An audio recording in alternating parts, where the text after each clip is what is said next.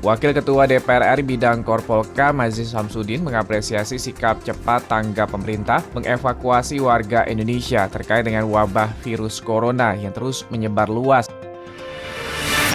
Anggota Komisi 10 sekaligus putra dari Fatmawati Soekarno, Guru Irianto Soekarno Putra mengatakan, peresmian Monumen Fatmawati Soekarno merupakan bukti penghormatan bangsa Indonesia, khususnya masyarakat Provinsi Bengkulu terhadap perjuangan Fatmawati Soekarno. Ditemui usai memimpin sosialisasi Prolegnas Rancangan Undang-Undang tahun 2020-2024 dan Prolegnas Rancangan Undang-Undang Prioritas tahun 2020 di Universitas Trunojoyo, Madura, Wakil Ketua Badan Legislasi DPR RI Ahmad Baidowi menilai agenda sosialisasi di kampus sangat tepat karena merupakan sumber ilmu pengetahuan yang dapat menjadi pertimbangan DPR RI dalam membuat produk undang-undang.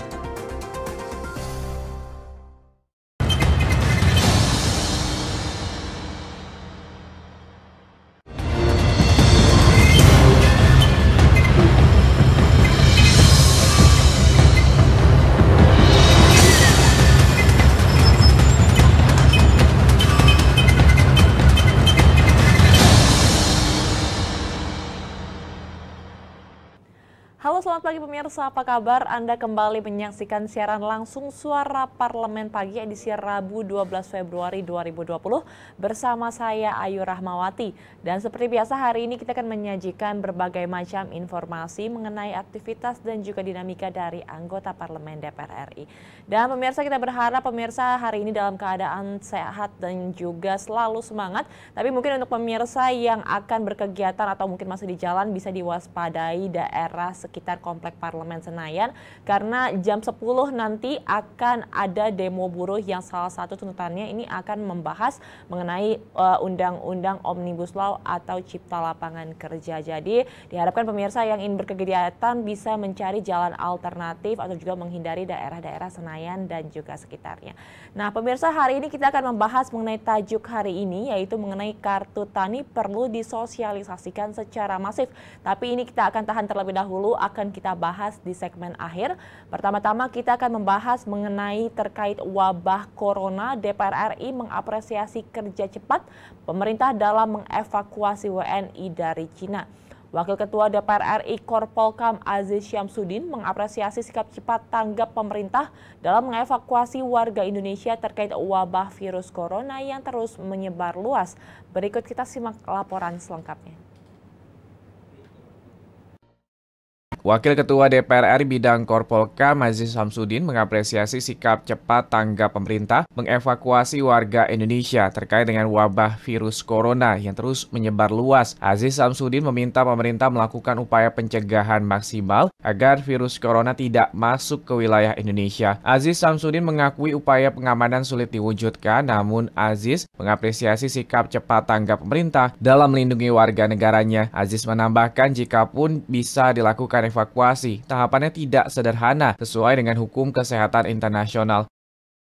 Kemudian yang terkait masalah corona, kami juga menaruh apresiasi yang tinggi kepada pemerintah, khususnya kepada Bapak Presiden yang telah mengambil langkah-langkah positif dalam untuk melakukan evakuasi daripada warga negara yang ada di Wuhan, yang mana melalui suatu proses dan proses yang evakuasinya telah dilakukan dengan standar kesehatan yang bertaraf internasional.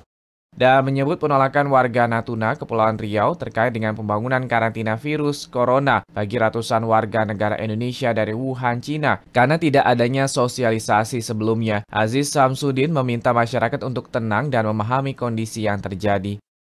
Memang pada proses penempatan di Natuna ada beberapa hal pro dan kontra kita memahami, tapi sebagai bangsa yang besar, bangsa yang saling memahami, dan yang keluar semua kita mengharapkan juga masyarakat, teman-teman yang ada di kantor untuk bisa memahami bagaimana kita saling membantu sesama umat.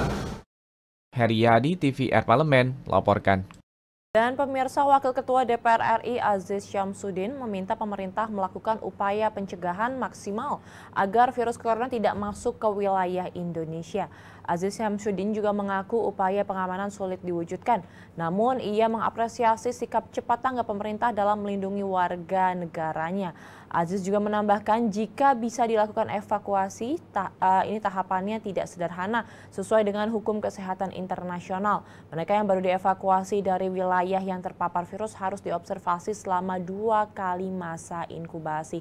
Karena kita juga mengetahui pemirsa di mana masa inkubasi virus corona ini mencapai 14 hari sehingga mungkin jika sudah sampai ke Indonesia tidak bisa langsung dipulangkan ke rumahnya masing-masing. Kita berharap semoga nantinya ini warga negara yang ada semuanya terlindungi dari virus corona.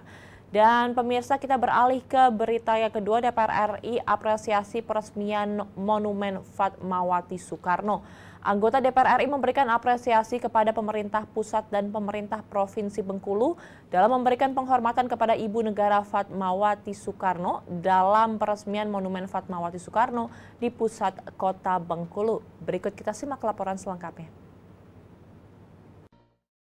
Ditemui usai menghadiri peresmian Monumen Fatmawati Soekarno di Kota Bengkulu yang dihadiri Presiden Joko Widodo, Ketua DPR RI Puan Maharani, Wakil Ketua DPD Sultan Bahtiar, Menko PMK Muhajir Effendi, anggota Komisi 10 sekaligus putra dari Fatmawati Soekarno, Guru Irianto Soekarno Putra mengatakan, peresmian Monumen Fatmawati Soekarno merupakan bukti penghormatan bangsa Indonesia, khususnya masyarakat Provinsi Bengkulu terhadap perjuangan Fatmawati Soekarno. Ibu Negara Fatmawati Soekarno merupakan orang yang menjahit bendera merah putih yang dikibarkan saat proklamasi kemerdekaan Indonesia pada 17 Agustus 1945 di Jakarta.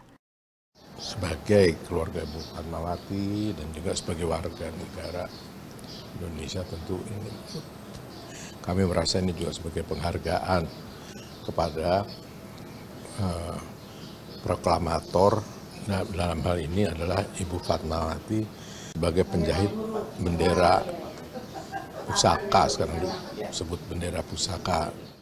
Guru meminta masyarakat Bengkulu untuk bisa merawat Monumen Fatmawati Soekarno dan keberadaan patung tersebut menjadi pengingat bagi generasi muda dalam perjuangan kemerdekaan. Ini juga ada aspek dari ekspresi si pematung itu, Pak Nyoman-Nuarta gitu.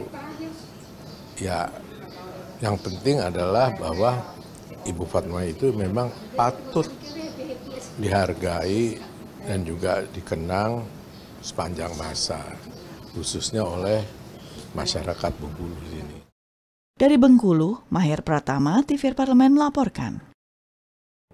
Ditemui usai menghadiri peresmian Monumen Fatmawati Soekarno di Kota Bengkulu yang dihadiri Presiden Joko Widodo, Ketua DPR RI Puan Maharani, Wakil Ketua DPD Sultan Bahtiar, Menko PMK Muhajir Effendi, anggota Komisi 10 sekaligus putra dari Fatmawati Soekarno, Guru Soekarno Putra, ini mengatakan peresmian Monumen Fatmawati Soekarno merupakan bukti penghormatan bangsa Indonesia, khususnya masyarakat Provinsi Bengkulu terhadap perjuangan Fatmawati Soekarno. Ibu Negara Fatmawati Soekarno merupakan orang yang menjahit bendera merah putih yang dikibarkan saat proklamasi kemerdekaan Indonesia pada 17 Agustus 1945 di Jakarta. Dan pemirsa, kita beralih kepada berita selanjutnya dari Badan Legislasi Sosialisasi Prolegnas Prioritas Universitas Trunojoyo Madura. Dalam meningkatkan kinerja legislasi dan keterbukaan publik, Badan Legislasi DPR RI serap masukan dari Sivitas Akademika dari Universitas Trunojoyo dan Forkompida Provinsi Jawa Timur. Berikut laporan selengkapnya.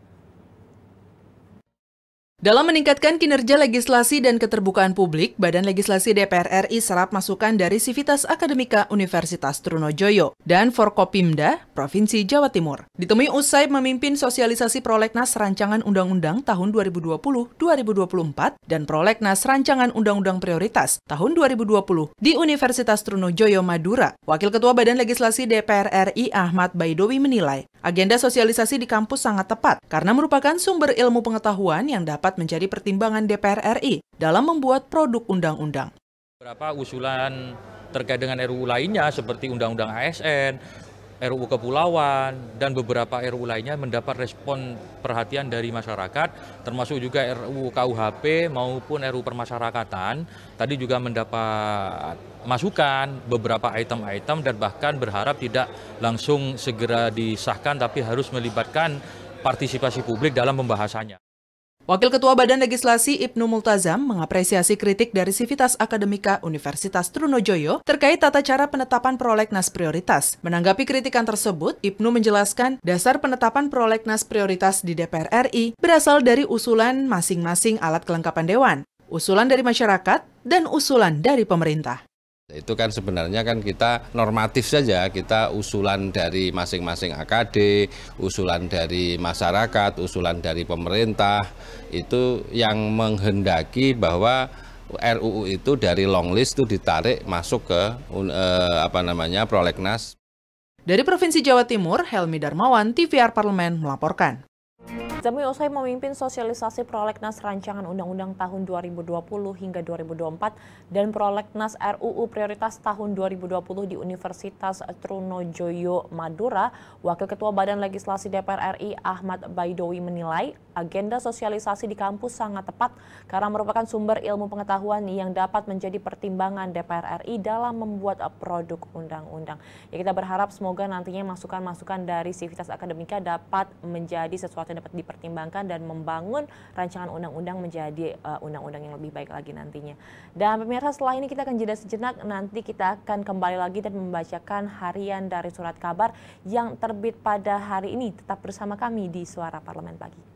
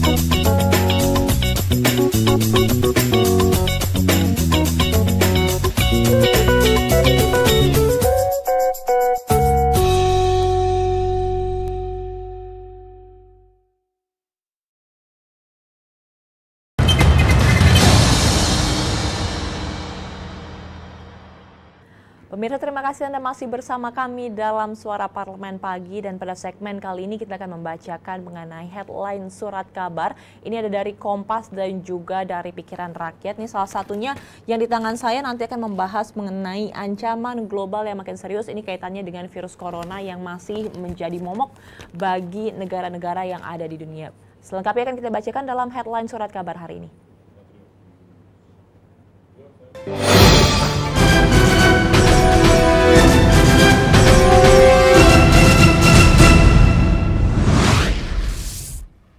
Berita yang pertama datang dari harian Kompas, ini mengenai ancaman global yang serius. Jumlah kasus penularan virus corona tipe baru terus bertambah, sementara angka kematiannya kini melampaui 1.000 orang. Wabah ini diperkirakan berakhir pada April 2020. Organisasi Kesehatan Dunia memperingatkan bahwa epidemi ini menimbulkan ancaman yang bersifat global dan sangat serius. Cina terus bekerja keras untuk menangani penularan virus corona baru yang telah menginfeksi lebih dari 42.000 orang. Infeksi virus corona baru juga terjadi di lebih dari 20 negara di seluruh dunia. Dan kemarin dilaporkan ada 108 kematian di Cina dan baru pertama kali angka kematian harian ini mencapai 3 digit sejak virus laporan pada Desember 2019 di Wuhan, Cina. Kita berharap semoga nantinya ini akan ada vaksin yang benar-benar ampuh untuk menyembuhkan dari virus corona ini dan tidak ada lagi penularan-penularan yang selanjutnya, pemirsa.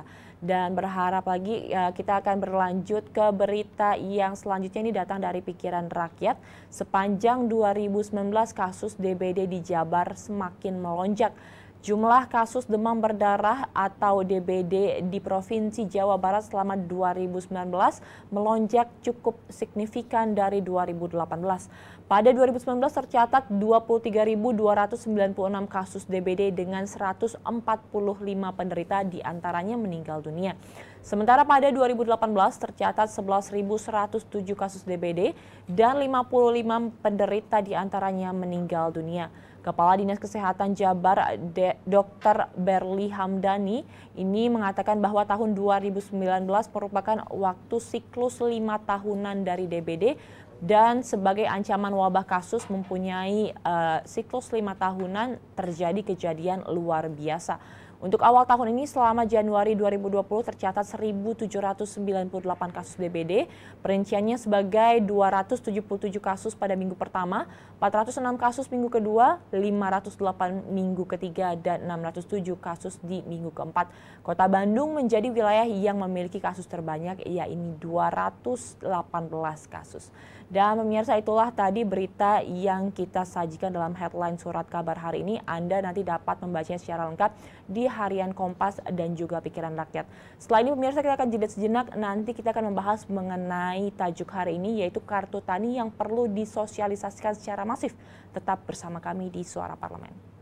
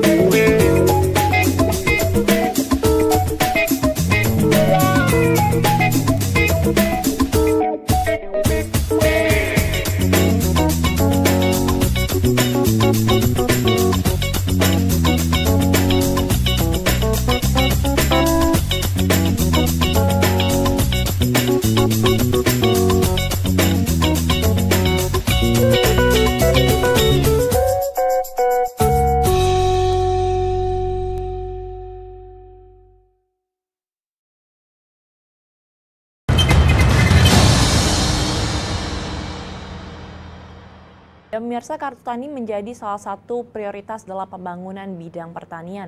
Kartu tani juga digunakan oleh Kementerian Pertanian untuk menyalurkan pupuk bersubsidi kepada para petani karena nantinya pupuk ini merupakan salah satu komponen terpenting dalam usaha pertanian. Dan pada tajuk hari ini kita akan membahas bagaimana sosialisasi dan juga distribusi yang telah dilakukan oleh DPR RI dan juga pemerintah kepada para petani.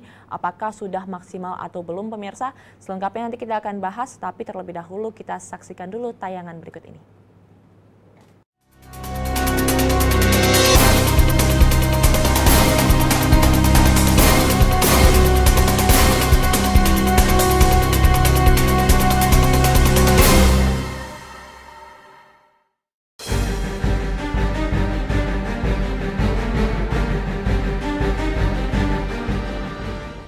Kartu tani perlu disosialisasikan secara masif. Kartu tani menjadi salah satu prioritas dalam pembangunan bidang pertanian. Kartu tani digunakan Kementerian Pertanian untuk menyalurkan pupuk bersubsidi kepada para petani. Karena pupuk merupakan salah satu komponen terpenting dalam usaha pertanian. Pemerintah dalam hal ini Kementerian Pertanian mengklaim dengan kartu tani, distribusi pupuk bersubsidi dan proses pertumbuhan tanaman bisa dikontrol dengan baik. Namun faktanya di lapangan, masih banyak petani yang minim pemahamannya terhadap fungsi kartu tersebut dan belum adanya instruksi pemerintah pusat kepada pemerintah daerah mengenai pelaksanaan program tersebut. DPR menilai implementasi program Kartu Tani masih berjalan lambat disebabkan minimnya sosialisasi. Untuk itu, DPR mendesak Kementerian Pertanian melalui dinas-dinas pertanian di daerah melakukan sosialisasi secara masif mengenai mekanisme program Kartu Tani kepada petani, disertai dengan pendampingan oleh para penyuluh pertanian di lapangan untuk membantu jika petani mengalami kesulitan menggunakan kartu tani ini. DPR juga meminta kepada Kementerian Pertanian untuk mengawasi proses pembagian kartu tani yang dilaksanakan oleh Dinas Pertanian, guna memastikan agar kartu tani benar-benar diterima oleh petani dan tidak ada oknum yang menyalahgunakan wewenang dan memanfaatkan kartu tani demi kepentingan pribadi, agar bantuan pupuk bersubsidi tepat sasaran.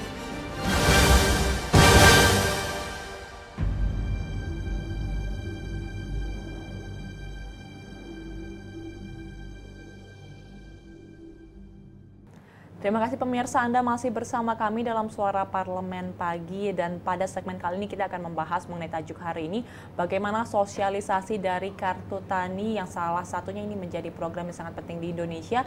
Bersama saya telah hadir Bapak Suhardi Duka dari fraksi Partai Demokrat, dan ini salah satu anggota dari Komisi 4 DPR RI juga. Selamat pagi Bapak. Selamat pagi Mbak Apa Ayu. kabar? Alhamdulillah sehat. Alhamdulillah.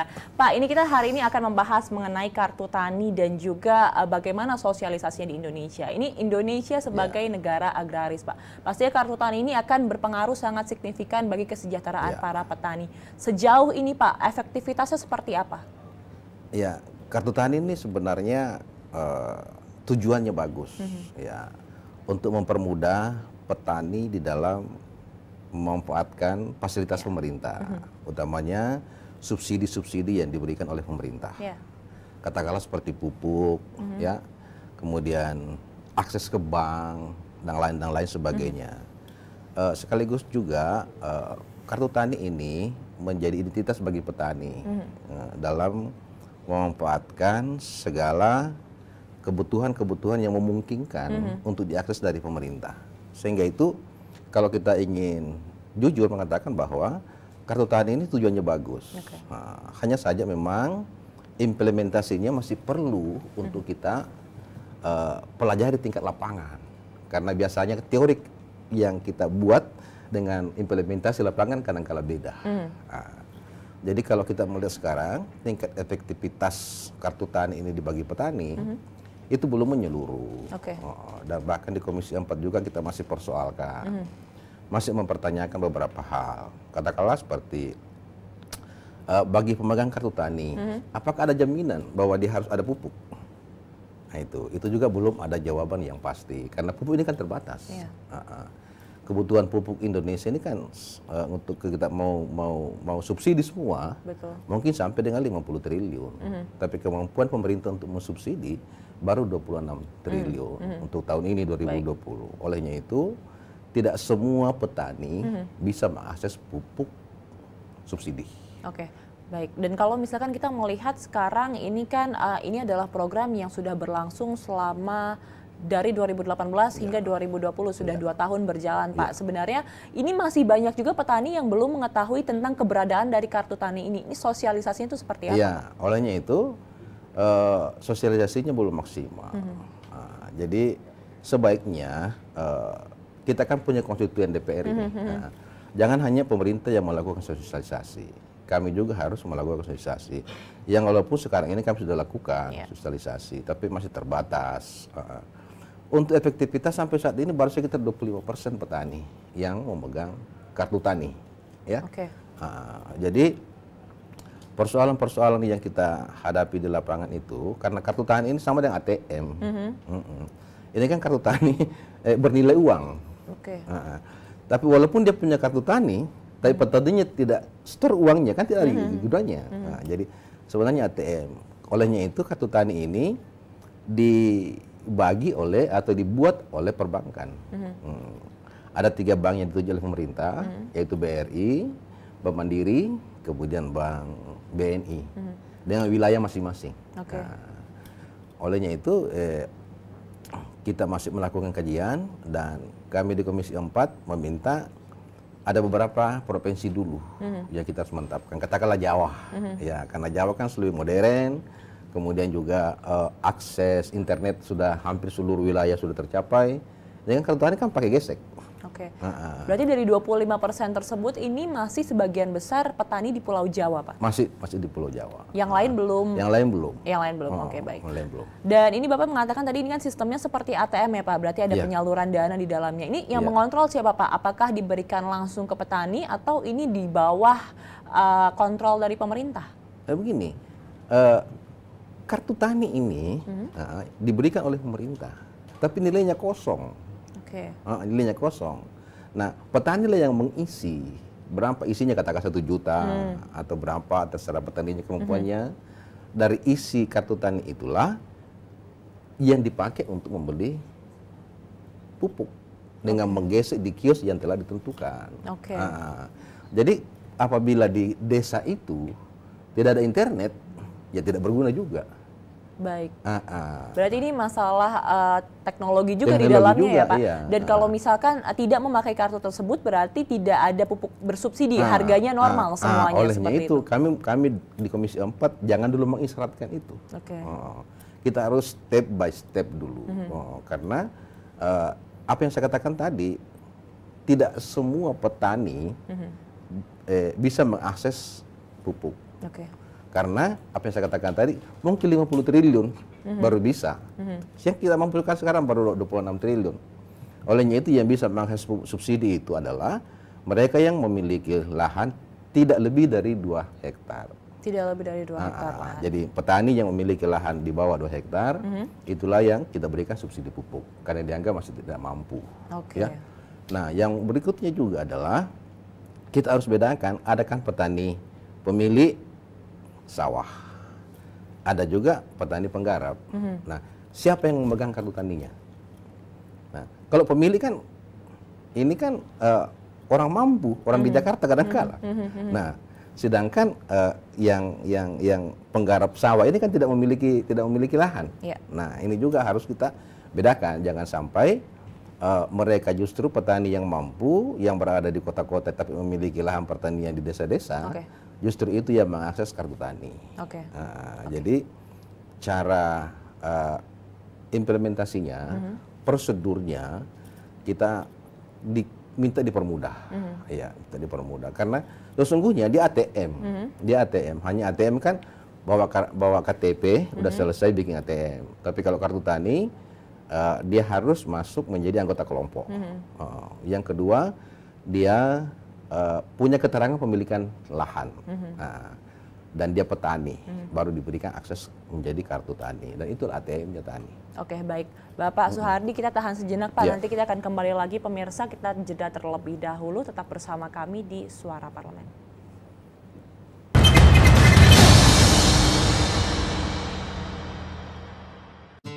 Mari lapor LHK-ASN. Video ini akan memandu Anda untuk menyampaikan LHK-ASN melalui aplikasi Siharka. Sebelum memulai, ada baiknya Anda menyiapkan dokumen-dokumen berikut. Silakan mengakses siharka.menpan.go.id untuk membuka aplikasi Siharka. Lalu, login dengan username dan password Anda. Lengkapi profil dan ubah password Anda dan pastikan data yang Anda masukkan telah sesuai. Lengkapi data keluarga Anda seperti suami atau istri dan anak. Saatnya mengisi daftar kekayaan. Harta tidak bergerak adalah harta berupa tanah dan bangunan yang didukung dengan bukti kepemilikan dan nilainya ditetapkan berdasarkan NJOP.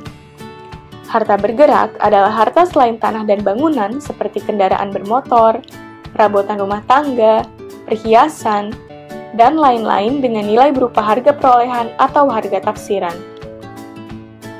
Surat berharga adalah harta berupa surat berharga seperti saham, reksadana, dan sebagainya yang dinilai berdasarkan harga perolehan. Uang tunai, deposito, giro, tabungan, dan kas lainnya dicatat sesuai nilai yang tertera pada dokumen. Piutang adalah barang atau uang yang akan diterima di masa yang akan datang berdasarkan kesepakatan. Dan hutang adalah pinjaman yang diterima oleh ASN pelapor maupun suami atau istri dan tanggungan lainnya dari pihak lain yang pembayarannya menjadi tanggung jawab ASN pelapor.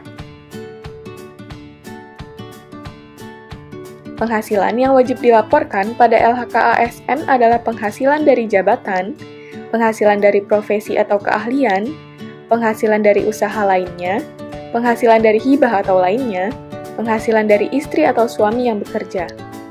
Sedangkan, pengeluaran yang dicatat adalah perkiraan pengeluaran rumah tangga dan rutin lainnya, seperti listrik, air, transportasi, dan biaya hidup lainnya, serta pengeluaran untuk rekreasi, asuransi, biaya pengobatan, dan sebagainya.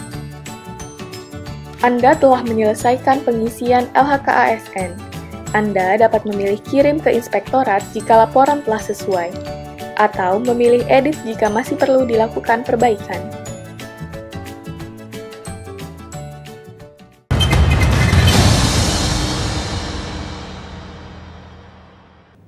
Ya pemirsa, kembali lagi bersama kami di Suara Parlemen Pagi masih membahas mengenai tajuk hari ini mengenai sosialisasi dari Kartu Tani bersama anggota Komisi 4 DPR RI Pak Soehardi Duka. Bapak, ini kita program Kartu Tani ini sudah dijalankan selama 2 tahun Pak. Sejauh ini dari Kementerian Pertanian dan juga DPR RI di Komisi 4 sendiri Pak, dinamikanya seperti apa? Ada masalah apa di lapangan Pak? Ya, dinamika kita intinya welcome. Kita terima Kartu Tani ini untuk menjadi mempermudah petani. Catatannya adalah jangan mempersulit. Nah, itu. Dari mananya Pak yang jangan mempersulit? Itunya karena bisa saja apa yang saya katakan tadi bahwa tidak semua daerah terakses internet. Dengan demikian perbankan kan tidak ada. Kalau pada posisi itu maka Kartu Tani tidak berlaku. Yang kedua, karena proses pencetakan Kartu Tani ini kan banyak administrasinya dan lain sebagainya, jangan dulu dipersyaratkan sekarang untuk mendapatkan pupuk subsidi. Jangan dipersyaratkan dulu, kita minta ada dulu 1-2 provinsi yang akan menjadi tempat studi banding petani-petani yang lain, supaya mereka memahami jangan sampai Kartu Tani ini menjadi penghambat bagi petani untuk mendapatkan pupuk subsidi. Karena pupuk subsidi ini betul-betul harus selektif, ya, karena subsidinya hanya 26 triliun. Dengan demikian kemungkinan besar hanya sekitar 40 sampai dengan 50% luas lahan yang bisa ditanami dengan pupuk subsidi. Baik. Jadi memang bagi masyarakat yang memiliki tingkat atau petani yang sudah memiliki tingkat kesejahteraan dengan memiliki 2 hektar lebih tanah, saya kira bisa menggunakan pupuk yang non subsidi. Ya, karena negara kita masih dalam kondisi mungkin kalau sudah bagus lagi keuangan negara kita bisa tingkatkan subsidi sampai dengan 30-40 triliun. Tapi sekarang ini kan lagi defisit dan lain sebagainya. Kita harus pahami juga kondisi negara. Baik Pak. Tadi Bapak mengatakan bahwa petani yang memegang dan memanfaatkan ini masih 25%, lalu subsidinya juga belum tertutupi semuanya dari 50 triliun, hanya mungkin setengahnya yang baru tertutupi. Berarti kan sebenarnya masih banyak hal yang harus dievaluasi dari program ini Pak. Untuk memaksimalkan dari program Kartu Tani ini dari Komisi 4 DPR RI dan juga mungkin dari pihak pemerintah sudah dilakukan langkah seperti apa Pak? Yang pertama kita minta sosialisasi. Jadi sosialisasi semua arah. Artinya baik pemerintah melakukan sosialisasi mulai berjenjang dari kementerian sampai kepada dinas setingkat kabupaten sampai kepada PPL. Kami juga dari yang anggota DPR RI mengajak supaya mensosialisasikan kepada konstituen kami, kepada petani.